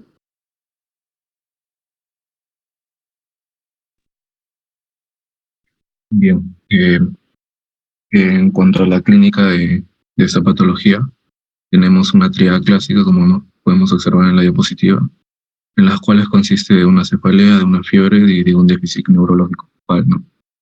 En relación a esta triada, obviamente la cefalea es el síntoma más frecuente que se encuentra afectando a lo que es más del 75% de los pacientes, ¿no? Ahora, debemos tener en cuenta también de que su evolución va a ser variable, es decir, que puede variar entre días, semanas, horas, meses, etcétera, ¿no? Y la mayoría de los hospitales, de acuerdo a diferentes trabajos que se han realizado, suelen llegar entre los 11 a 15 días después de haber iniciado los síntomas, ¿no? Ahora, respecto a los déficits neurológicos focales, estos incluyen lo que es la hemiparesia, el cual pues se presenta en un 60% de los pacientes. Y bueno, sabemos que la hemiparesia es lo que, bueno, en los pacientes se presenta como una debilidad muscular que suele afectar lo que es una parte del lado del cuerpo, ¿no? Es decir, no puede el paciente mover un brazo o una pierna o etcétera, ¿no? Pero de un solo lado, ¿no? Y con normalidad pues tiende a afectar lo que es la parte frontal del cerebro. También se suele presentar como afasia, que en este caso es la persona que tiene la dificultad para poder articular palabras, ¿no? Y bueno, esta pues tiende a afectar a lo que es la parte del área de Broca o el área de Wernicke, ¿no? Y bueno, los defectos campométricos visuales, el cual se manifiesta como áreas ciegas o visión borrosa, o también tiende a reducir lo que es el campo visual de la persona. Básicamente esto tiende a afectar más en lo que es la corteza visual primaria o V1, o también en lo que es el área de Brockman, ¿no? Muy aparte de que también puede haber un daño en lo que es en el lóbulo occipital. Y el tercer signo o síntoma en este caso es la fiebre, que corresponde a la tríada, ¿no? Y esta obviamente se encuentra en menor proporción, es decir, en menor a 50% de los pacientes. Y su ausencia no descarta lo que es la presencia de un acceso cerebral, ¿no? Ahora, por otra parte, también otra de la clínica que puede presentar un 40% de los pacientes es la disfasia o la cuadranotopsia homónica superior, ¿no? El cual, pues, el paciente tiende a perder lo que es la visión en la parte del cuadrante superior del campo visual, en este caso en ambos ojos, ¿no? Y también, obviamente, estas manifestaciones típicas es de un acceso en el lóbulo tanto temporal como cierta parte del lóbulo occipital. Siguiente diapositiva.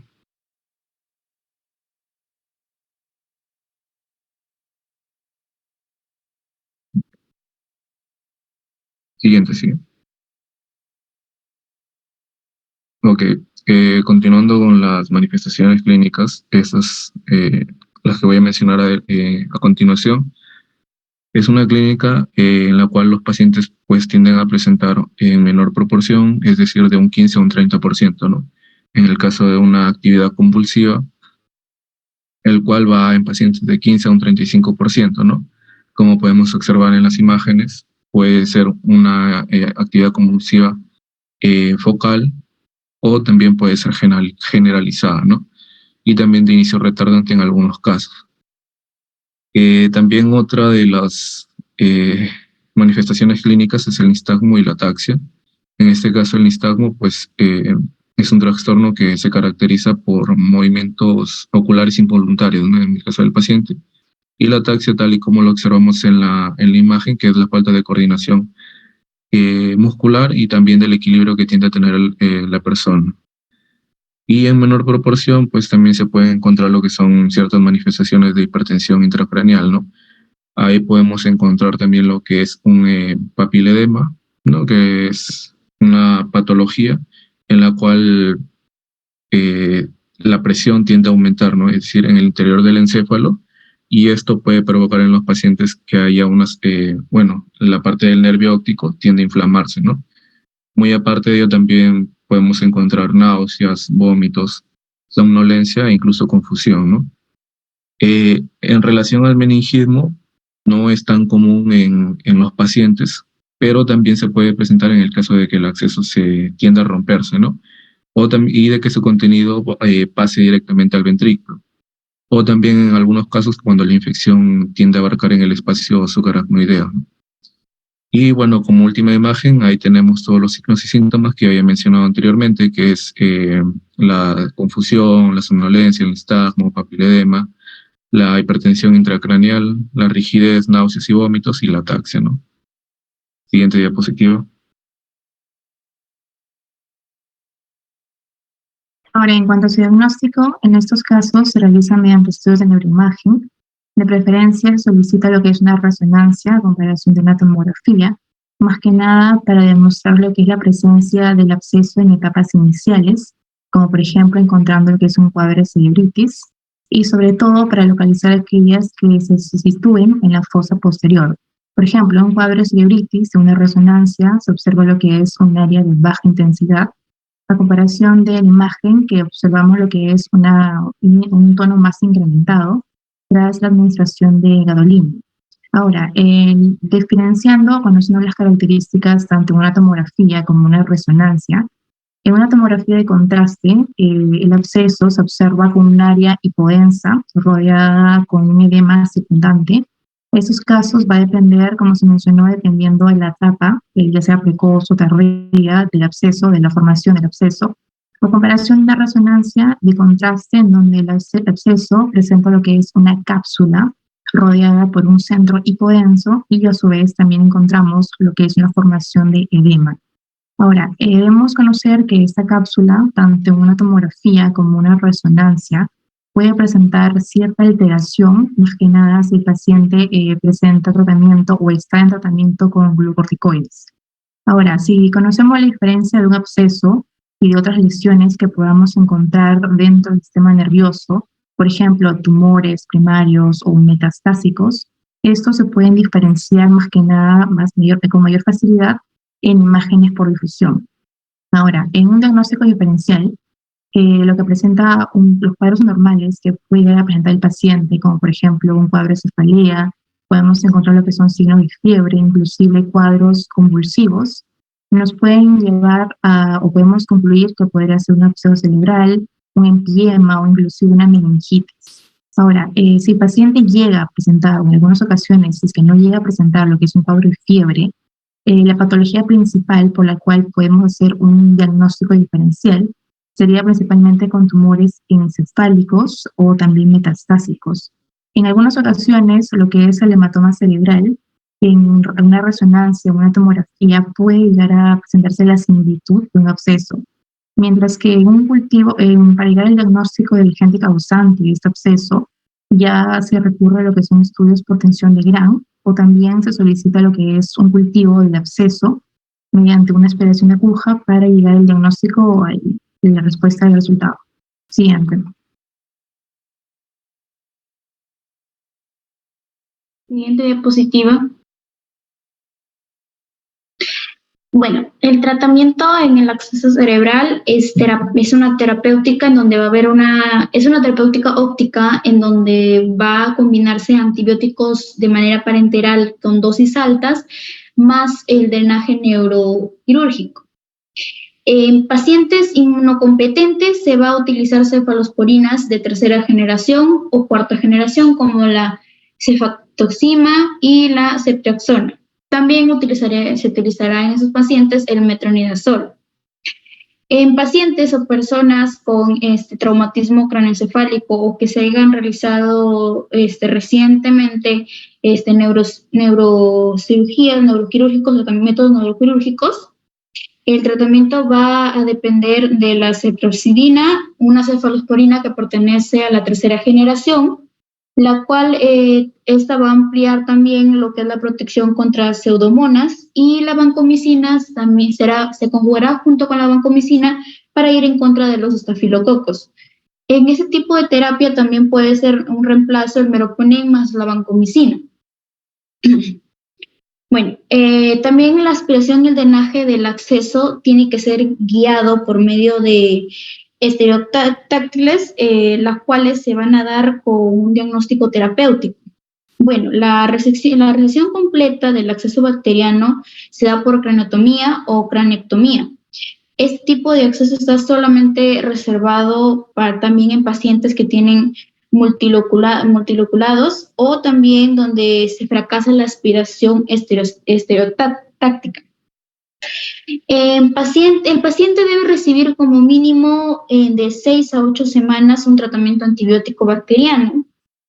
También debemos tener en cuenta que el tratamiento anticonvulsivo profiláctico se debe dar porque se aumenta el riesgo de convulsiones focales o generalizadas.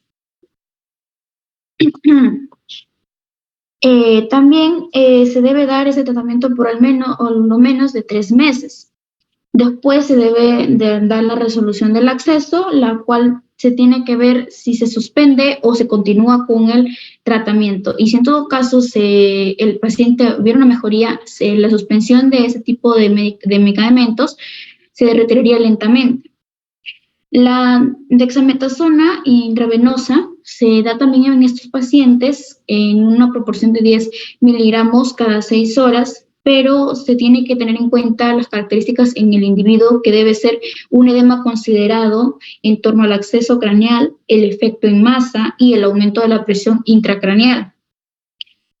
Por último, debe tenerse en cuenta que si el acceso está resuelto o se resolvió el acceso, se debe realizar un consciente intelectual y una resonancia magnética de manera mensual o bimestral. Sin embargo, si el paciente solamente ha sido con terapia antimicrobiana o con antibióticos, este tipo de exámenes se deben realizar de manera semanal. Muchas gracias.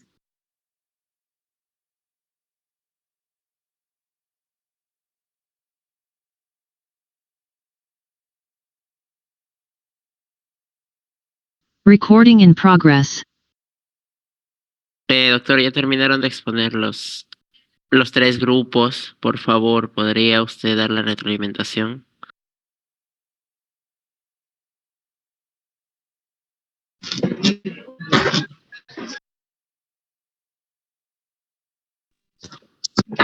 Muy bien, Ronald. Sí, doctor.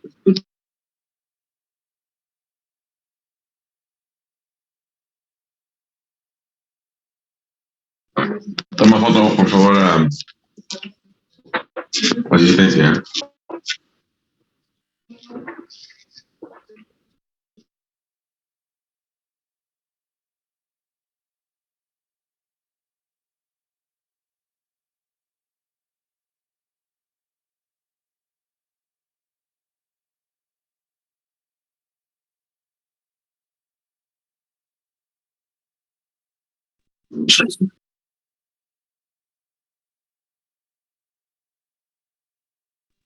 Doctor, muy buenas noches. Doctor Heredia. Hola. La molestia. ¿Será que puede dar algunos puntos de acotación con respecto a los temas mencionados? ¿Qué es lo que se debe rescatar, lo más importante y lo más influyente para las evaluaciones? Claro, eso voy a hacer. Ya está la asistencia, doctor. Excelente.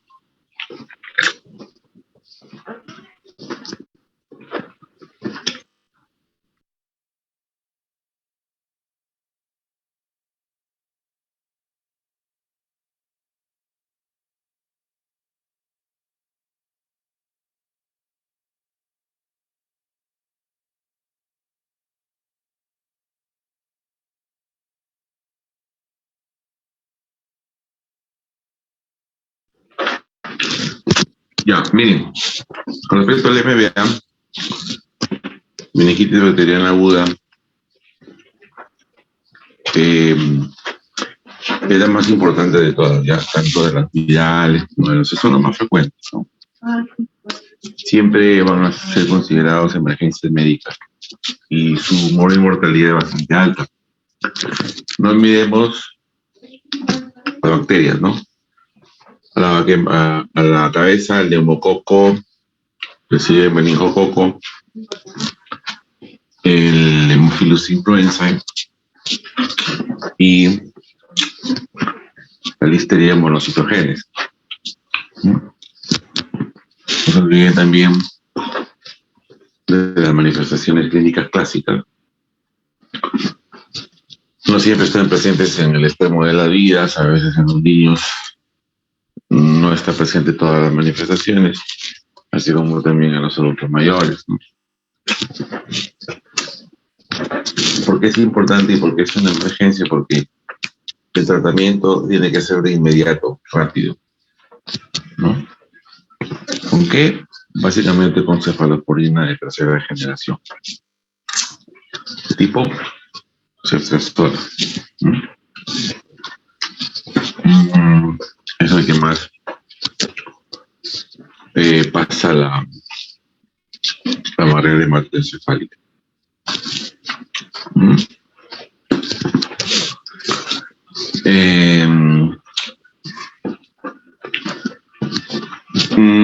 Con respecto a la clínica, ¿no? Te decía la triada clásica. Cefalea, fiebre, signos de irritación meningia. Se puede agregar también algunos signos de... La irritación meningia es todo lo que ustedes han hablado, ¿no? Rigidez de nuca, hernia, bursitis, asociado a cefalea y fiebre, ¿no? Entonces, cefalea más fiebre más. Si no hay meningios, igual a meningitis bacteriana. Puede haber algunos datos de disfunción cerebral, como la alteración del nivel y del contenido de la conciencia. Complicaciones. Dos complicaciones. La sordera sensorio-neural, o sea, la hipoacusia neurosensorial, y alteraciones vestibulares, ¿no? Que ocurren más frecuentemente asociadas a neumococo. ¿No? Otras complicaciones que son más raras, pero son más serias. Puede ser edema cerebral, aumento cefálico, algunas complicaciones vasculares como trombosis endovenosos, y por ahí algunos ACV sistémicos, ¿no? Que son las más frecuentes, ¿no? Algunas veces puede haber secuelas de nivel cognitivo, ¿no? Alteraciones intelectuales, etcétera, etcétera. ¿Cómo se hace el diagnóstico de la meningitis bacteriana? Punción lumbar, ¿no? Estudio líquido cefalorraquídeo, ¿no? Entonces hay un aumento de la presión de apertura, citosis de predominio neutrofílico, glucosa baja, una hipoglucorraquia menor de 40, ¿no? Y hay una hiperproteinorraquia mayor de 100.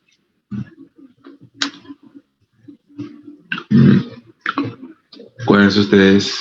Hipoglucorraquia, disminución de glucosa en el estudio de líquido cefalorraquídeo es la clave para ese diagnóstico.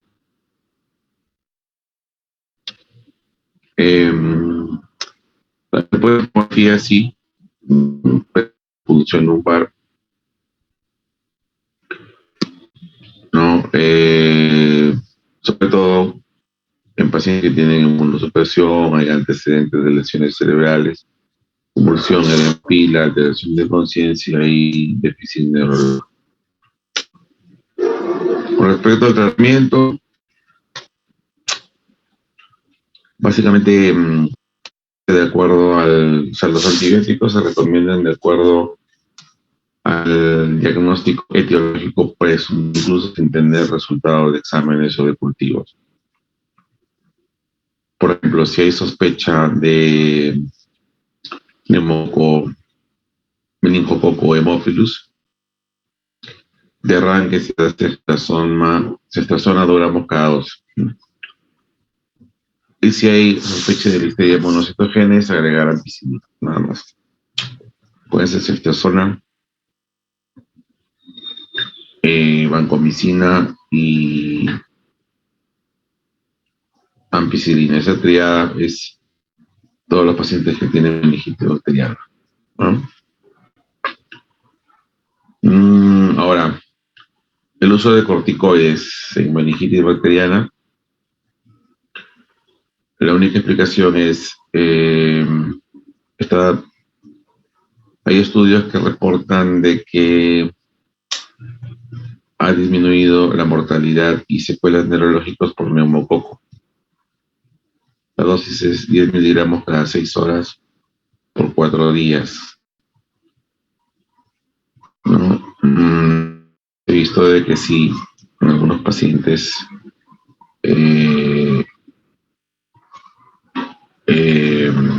administrando dexametasona se puede prevenir alguna secuela neurológica.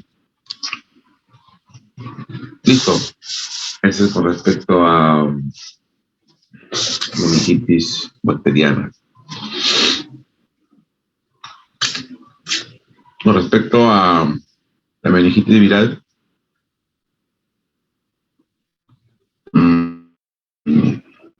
así es un poco más fácil porque el tratamiento seguirá tomar. El tratamiento es bien sintomático, a excepción del herpes simple, ¿no? O sea, la meningoencefalitis atípica. La lista de virus que provocan infección en el sistema nervioso es bastante amplia, ¿no? Los serovirus, ¿no? Coxsackie, ¿no? Entonces,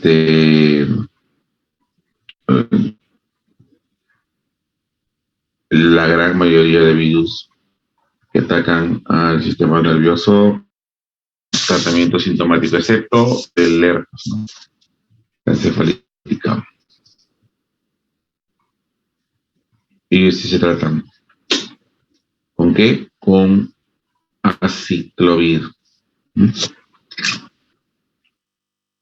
Entonces,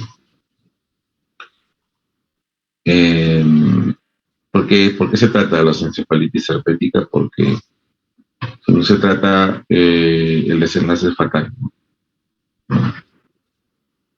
Las encefalitis virales o meningoencefalitis, porque hay meningitis viral y encefalitis viral, pueden dar una gran variedad de síndromes clínicos. Pueden ir desde fiebre, cefalea, fotofobia y rigidez de nuca. Que si bien es cierto, estas manifestaciones son como similares a las de la meningitis bacteriana, pero la frecuencia, los signos clínicos son menos frecuentes y tienen un curso autolimitado. La gran mayoría de la clínica de las meningitis virales es benigna, ¿no? Puede existir, sí, alteraciones en algunos casos del estado mental, pero no son tan profundos como llegando al coma. Y también es muy raro que produzcan convulsiones, ¿ya? Salvo que sea por herpes, ¿no? Acuérdense que el herpes sí produce convulsiones, alteraciones cognitivas, hasta incluso alteraciones neuropsiquiátricas. El diagnóstico siempre es convulsión lumbar. Hay una ligera epilocitosis, ¿no? Una discreta elevación de proteínas. Los niveles de glucosa son normales en el estudio líquido cefalorraquídeo. Entonces, cuando hablamos de encefalitis y cuando hablamos de meningitis viral, la diferencia es que hay encefalitis cuando ya hay alteraciones de las funciones cerebrales superiores. Muy bien. ¿Y cuál es el medicamento de elección? El medicamento de elección es el aciclovir, sobre todo para las encefalitis herpéticas. ¿Ya? Entonces, el aciclovir. ¿Cuál es la dosis? 10 miligramos Es eso, 10 miligramos kilodosis. Como dicen 15, pero la dosis es 10 miligramos kilodosis. Cada 6, cada 8, ¿no? Ujú. Sí, creo que lo han dicho en la exposición. Entonces, dosis de aciclovir, ¿no? Para encefalitis herpética, eso es pregunta de examen también.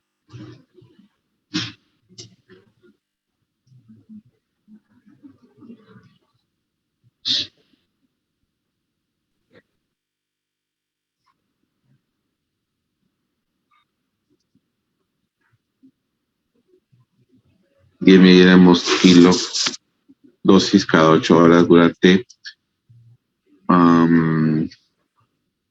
10 a 21 días, no sé, ¿no? 10 a 21 días. 10 kilodosis cada 8 horas.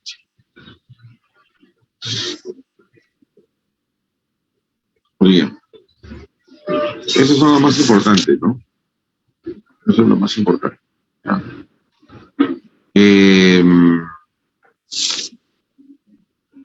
Muy bien. Sobre estos dos temas, ¿alguna pregunta? No, doctor, todo claro. Le he hecho el resumen del recontraresumen. ¿Ya? Lo que expusieron al comienzo un poco que sí me causó un poco de extrañeza, ¿no? Porque hablaron de lepra. Eso sí, no es frecuente, ¿ya? La de meningitis bacteriana, esa es la exposición, meningitis bacteriana.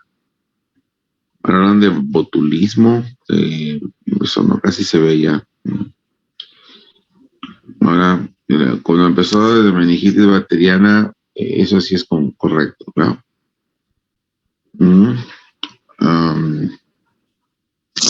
¿Qué más?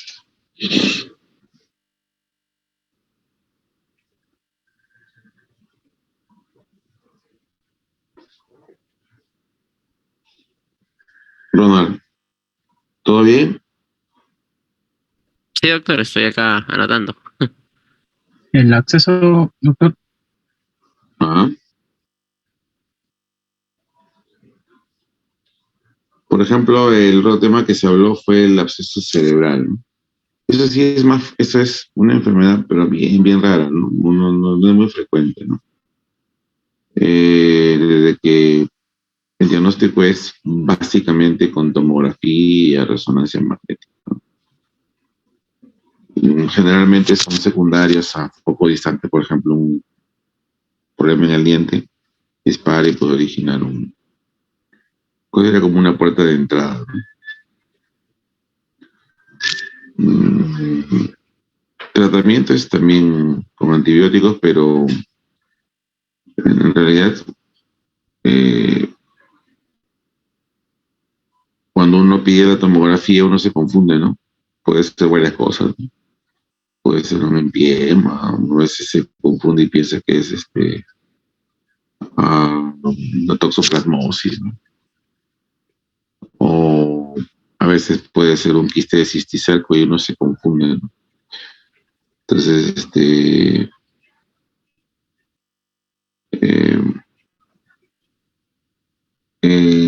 ¿qué agentes patógenos están incluidos? Los estreptococos, estafilococos, anaerobios. Es un mix, ¿no? Entonces,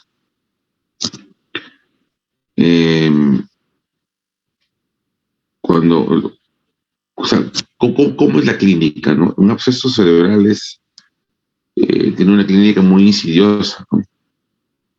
Puede dar, como hay un aumento de espacio, se va a traducir en un cuadro de hipertensión intracraneal, ¿no?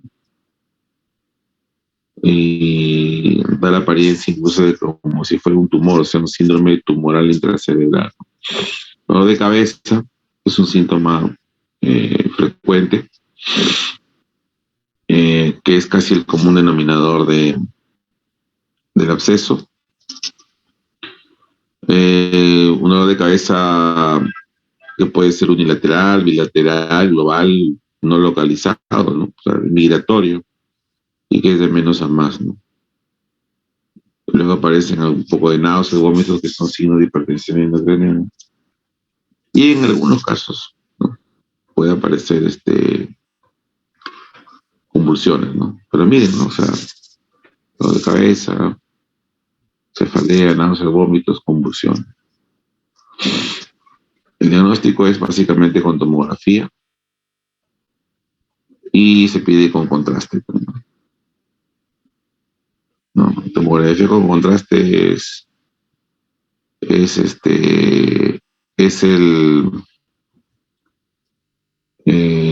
examen de ayuda al diagnóstico más importante, ¿no?